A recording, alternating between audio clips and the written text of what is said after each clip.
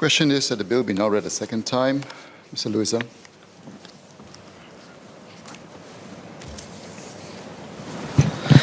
So this bill allows STB to take over the economic regulation of cruise terminal operations from the MPA. This will enable STB to exercise regulatory oversight of financial matters in a manner that supports the growth and development of the cruise sector and in turn Singapore's tourism sector. I have three clarifications. My first point is on the new Section 8HA. The section introduces a new power for STB to act as a third-party guarantor for the tourism enterprises. This is subject to the Minister's approval and provided that the enterprise develops Singapore as a destination or enhances the travel and tourism sector's contribution to the economy. This new power comes with significant risks. STB may end up propping up mismanaged, decaying businesses.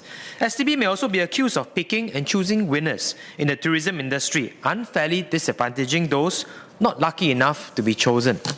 This power should thus be exercised in extremely limited situations. The decision to use it must be guided by clear, objective frameworks of success. How will the Minister decide whether to approve instances where HDB seek to use this power? What factors will they consider?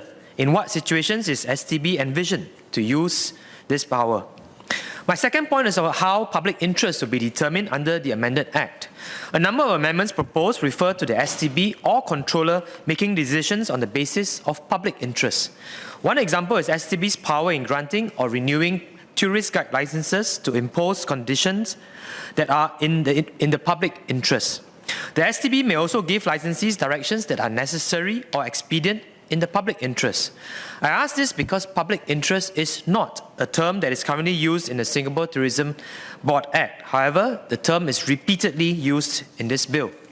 Given the scope of matter that can fall under public interest is very broad and that it is a new term in the context of the Act, in relation to important decisions, can ministers share how public interest should be interpreted in the context of the Act? My third point is on how STB will assist the cruise line industry in reaching its sustainability goals.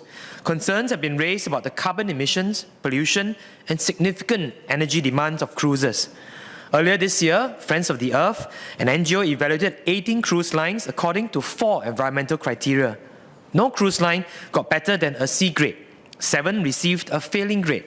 The report card concluded that clean cruising was simply not possible.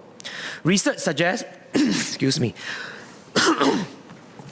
Research suggests that a large cruise ship can have a carbon footprint of greater than 12,000 cars. That's twice the number of cars newly registered in Singapore every year. The Singapore Green Plan 2030 aims for our nation to become a sustainable tourism destination.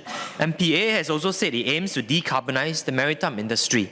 What steps will STB take to help decarbonize the cruise line industry? What targets will it set, and on what specific areas does it aim to drive reduced emissions? For instance, are there goals for cruisers to transition first to using liquefied natural gas and subsequently to other low or zero carbon marine fuel? So notwithstanding these clarifications, I stand in support of the bill.